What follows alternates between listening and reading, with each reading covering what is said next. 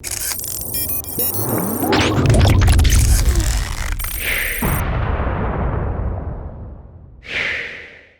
what's going on, everyone? Vega here for SerpentX Tech, and I just wanted to take a quick look at how Litecoin mining profitability is looking now that we're almost 2 months after the actual halving, where the block reward was reduced from 12.5 to 6.25, and the same thing is going to happen to Bitcoin in 2024. But it's already taken place in early August. The reduction per block reward has taken place, and mining profitability as far as ASICs mining script or merge mining, both Litecoin and Dogecoin, is not the same. Originally, before the halving, my little miners, and I only have a couple ASICs. I have the Mini Doge 2 and the Mini Doge.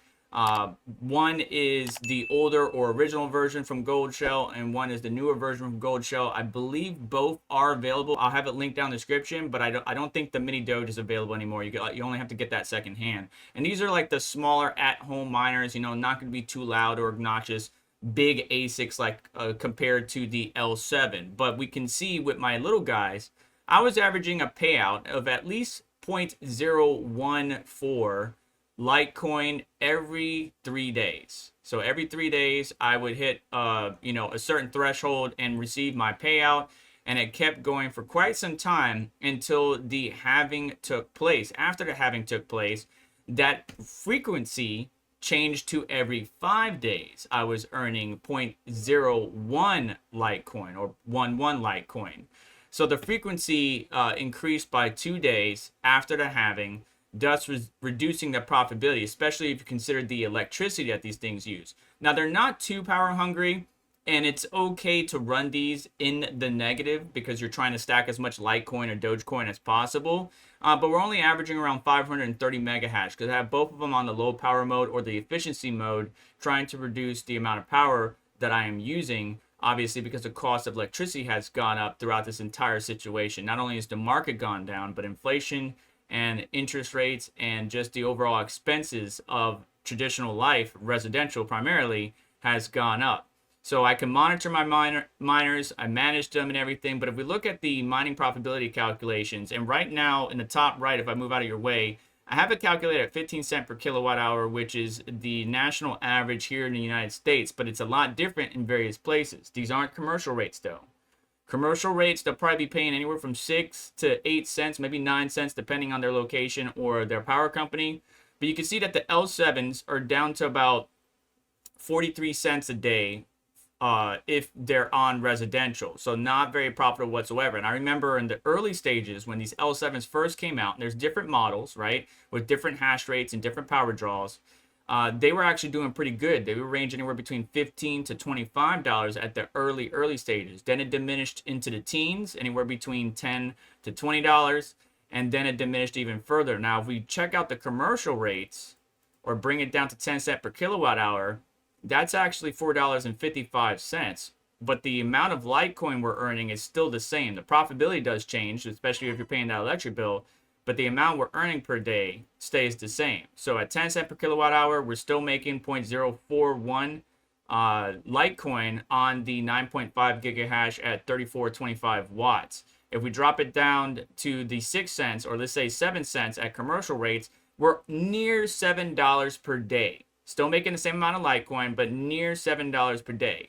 And merge mining might help you out with that, but not all pools support it. Now, if we look at ASIC miner, the ASIC miner value, and we bring it back up to 10 cents so that these two are on even playing field. And actually, this is 12 cents. So let's bring that down to 10 cents.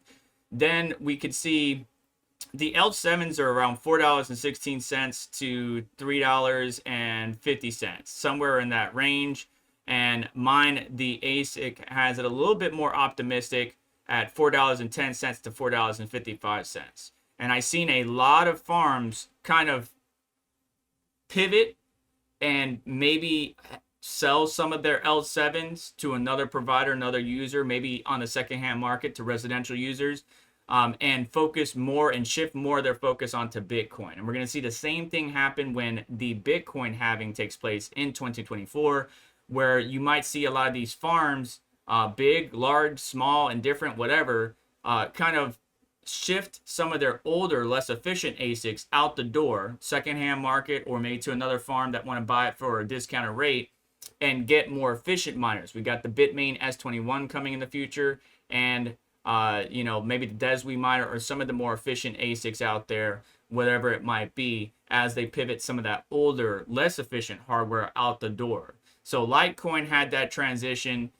People are still adjusting. I noticed more ASICs, especially Litecoin ASICs, whether it's the smaller at-home gold shell miners or the larger L7s, also becoming cheaper or more available in the secondhand market. And it's all a matter of adjusting per the circumstances, right? If you believe in the product long-term, Litecoin, Dogecoin, or whatever script coin you're mining, and you believe it's going to have a decent run in the future, right now you can mine it at a loss or in the negative, right, as far as fiat goes, but you're still accumulating that asset. So it just depends on what you believe in, what are your convictions, and, you know, adjusting accordingly for your cost for electricity as well as your efficiency. It's all about tuning and finding that place, or that perfect sweet spot. But that's pretty much it. I just want to share the profitability, at least from my perspective, my two little small ASICs. I don't have an L7, but I know many of you do, and just adjust accordingly. And let me know your thoughts down below. Are you mining Litecoin and Dogecoin, merge mining if your pool supports it?